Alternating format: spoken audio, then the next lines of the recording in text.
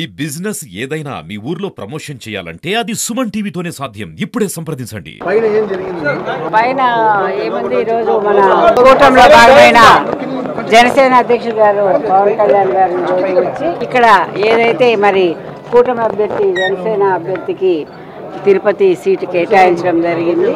కానీ ఇప్పటి వరకు మరి ఏ విధంగా మూడు పార్టీలు కూడా కలిసి సమన్వయంతో ముందుకెళ్ళాననే దాని మీద ఆయన రావడము, మూడు పార్టీలు కూడా కూర్చోబెట్టుకొని విడివిడిగా మాట్లాడము, తర్వాత ముగ్గురిని కూడా మరి ఆయన మన ఆశయ సాధన కోసం మనం అందరం కూడా కలిసికట్టుగా ఎన్నో త్యాగాలు చేసి మనం కష్టపడాల్సిన అవసరం మనకుంది. మన టార్గెట్ అంతా కూడా ఈ రోజున మనము ఏదైతే ఈ ప్రభుత్వానికి పట్టినటువంటి శని, ఈ ప్రభుత్వానికి పట్టినటువంటి పీడ అని మనం అనుకున్నామో, ఈ ప్రభుత్వానికి పట్టినటువంటి ఆ క్యాన్సర్ గడ్డ లాంటి ప్రభుత్వాన్ని తొలగించుకోవాల్సిన అవసరం ఉంది. కాబట్టి మనం అందరం కూడా ఒక్క తాటి మీద నడిచి మన ధ్యేయాన్ని నెరవేర్చుకుందాం.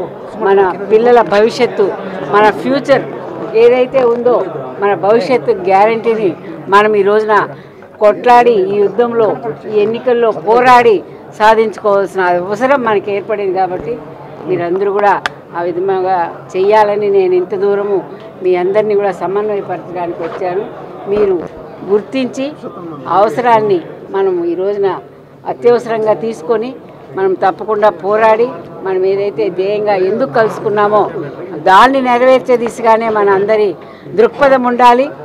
మనము మరి ఒక చిన్న మనసుతో కానీ మనం ఒక నేరో మైండ్తో ఆలోచన చేయకుండా బ్రాడ్గా ఆలోచన చేసి ఒక పెద్ద మనసు చేసుకొని మనం ఈ రోజున ఇక్కడ కూటమి అభ్యర్థులను ఇద్దరిని కూడా గెలిపించుకోవాలని ఆయన చెప్పడం జరిగింది.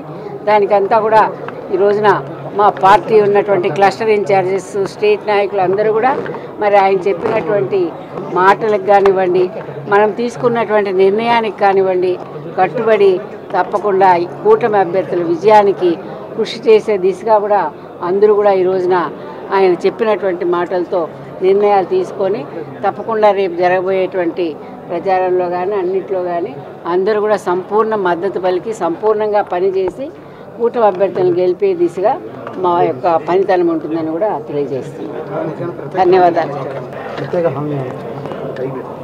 నాకు ఇరు పార్టీల నుంచి కూడా నా గౌరవానికైతే లోటు రానికుండా మరి ఏదైతే నేను 10 సంవత్సరాలు కూడా తెలుగుదేశం పార్టీకి కానివ్వండి, తిరుపతి నగర ప్రజల కోసం కానివ్వండి నేను కష్టపడి పనిచేశాను. అదే విధంగానే మరి చివరి జీవితం వరకు కూడా కొనసాగే విధంగా కూడా ఇద్దరు నాయకులు కూడా నాకు మరి భరోసా ఇచ్చి ఆ విధమైనటువంటి గౌరవంతో రేపు రానున్న రోజుల్లో నన్ను గౌరవప్రదంగానే తిరుపతి నగరంలో ఉండే విధంగా చేస్తామని కూడా వాళ్ళు హామీ ఇవ్వడం జరిగింది. గొడవలు ఏమున్నాయి? గొడవలు ఏం లేవు. వాళ్ళు ఏదో పార్టీ పరంగా చేస్తుంటారు, అది రాజకీయాల్లో వచ్చేటువంటిదే కానీ దాంట్లో వాస్తవాలు అయితే ఏమీ లేవు.